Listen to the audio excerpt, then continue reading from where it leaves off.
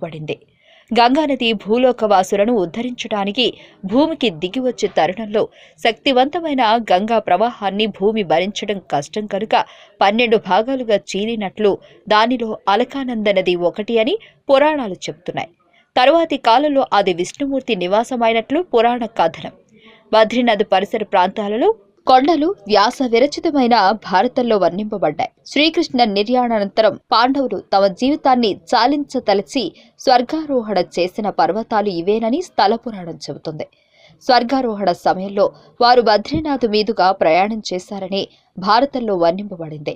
స్వర్ణారోహణలో వర్ణించిన మానా బద్రీనాథ్కి 4 కిలోమీటర్ల దూరంలో ఉంది. మానా కొండలలో వ్యాసుడు వర్ణించినట్లు చెబుతున్న గుహ ఇప్పటికీ ఉంది. స్కంద పురాణంలో బద్రీనాథ్ గురించి ఇలా వర్ణింపబడింది. స్వర్గంలోనూ నరకంలోనూ అనేక పవిత్ర క్షేత్రాలు ఉన్న బద్రీనాథ్ లాంటి పవిత్ర క్షేత్రం ఎక్కడా లేదు.